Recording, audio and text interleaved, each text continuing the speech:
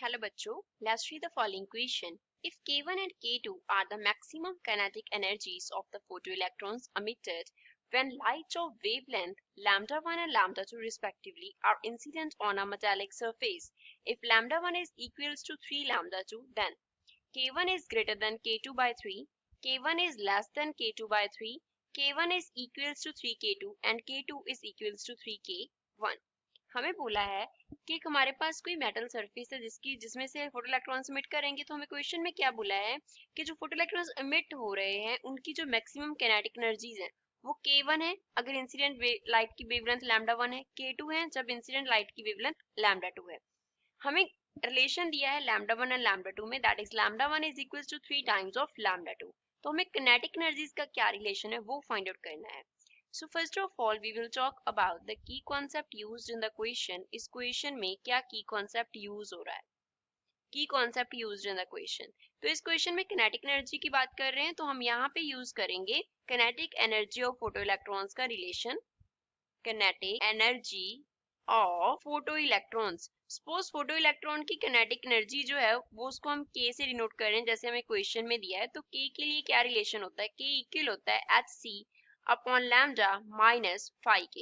यहाँ पे जो h है वो प्लैंक्स कांस्टेंट को रिप्रेजेंट करता है, प्लैंक्स कांस्टेंट को रिप्रेजेंट करता है, c रिप्रेजेंट करता है स्पीड ऑफ लाइट को, स्पीड ऑफ लाइट को, एंड फाई जो है वो रिप्रेजेंट करता है work function of the metal को, work function of metal surface जिससे फोटो इलेक्ट्रॉन्स क्या हो रहे हैं, इजेक्ट हो रहे हैं।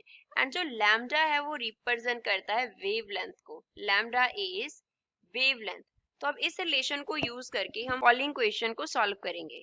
तो पहले हमें जो वेवलेंथ है उसको हम लैम्डा 1 कंसिडर कर लेते हैं। तो उसके लिए जो काइनेटिक एनर्जी है वो K1 दिया है, K1 किसकी इक्वल आएगा, hc upon lambda 1 minus phi की इक्वल आएगा। Consider to question number 1। Work function जो मेटल सरफेस है उसके लिए कांस्टेंट रहेगा क्योंकि सरफेस तो वही है। तो लैम्डा 2 के लिए इक्वेशन बन जाएगा K2 is equals to hc upon lambda 2 minus phi. तो इसको हम कंसिडर कर लेंगे इक्वेशन नंबर 2। अब क्वेश्चन में हमें क्या दिया है, that lambda 1 is equals to 3 times of lambda 2 है। तो यहाँ से अगर हमें K1 का रिलेशन लिखना हो तो K1 को हम क्या लिख सकते हैं, hc अपॉन लैम्डा 1 की जगह पे क्या लिख लेंगे, 3 लैम्डा 2 माइनस 5 हो जाएगा।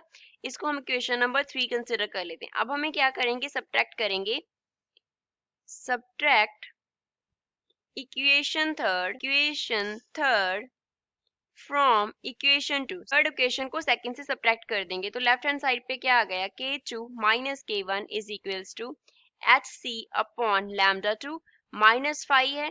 थर्ड में क्या है, माइनस hc अपॉन 3 लैम्डा 2 हो जाएगा, 5 प्लस का हो जाएगा, 5 से 5 कैंसिल हो गया। अब यहाँ से हम hc अपॉन लैम्डा 2 कॉमन निकाल सकते हैं। hc अपॉन लैम्डा 2 कॉमन निकाल लिया, पीछे क्या रह गया, 1 माइनस 1 अपॉन 3। तो इसको सॉल्व करने पे हमारे पास K2 माइनस K1 का क्या वैल्यू आ जाएगा, hc अपॉन लैम्डा 2 और साथ में क्या आ गया, यहाँ से 1 से 1/3 हम माइनस करेंगे तो वो हमारे पास क्या होता है, 2/3 के इक्वल होता है। तो hc अपॉन लैम्डा 2 का जो वैल्यू है वो निकाल लेंगे। So we can write hc upon lambda 2 is equals to, अब इस तरफ जाके क्या हो जाएगा, हमारे पास 3/2 हो जाएगा, साथ में क्या आ गया, K2 माइनस K1 आ गया। अब इसको हम K2 की रिलेशन में सब्स्टिट्यूट कर देंगे।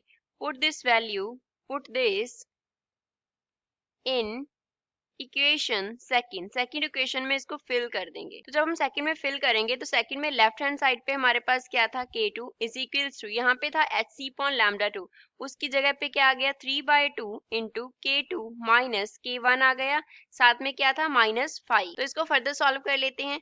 We can write K2 is equals to 3/2 times K2 minus 3/2 times K1 minus 5। तो इसको हम फर्दर लिख लेंगे, 2 को पूरी इक्वेशन को हम 2 से मल्टीप्लाई कर देते हैं। So we can write 2K2 is equals to 3K2 minus 3K1 minus 2 5। यहाँ पे हमने क्या किया है, पूरी इक्वेशन को मल्टीप्लाई कर दिया है बाय 2 से। तो इसको फर्दर सॉल्व करने पे हमारे पास क्या आ जाएगा, 2 5 को लेफ्ट हैंड साइड ले आते हैं तो 2 5 आ गया इक्वल्स टू 2K2 को राइट हैंड साइड ले जाएंगे, 3K2 minus 3K1 minus 2K2। तो अब यहाँ से क्या रिलेशन आ गया, 2 5 is equals to K2 minus 3K1। अब किसी भी वर्क मेटल सरफेस का जो वर्क फंक्शन है वो जीरो से क्या होगा, ग्रेटर होगा। वर्क फंक्शन जीरो से ग्रेटर होगा। अगर फाई जीरो से ग्रेटर होगा that means K2 minus 3K1 will also be greater than zero. तो यहाँ से हम क्या लिख सकते हैं that K2 will be greater than 3 times of K1, और we can write K1 is less than K2 by 3। So this is final answer for the given question. अब given option देखते हैं। तो given option में से second इसका correct answer है। I hope you understood well. Thanks.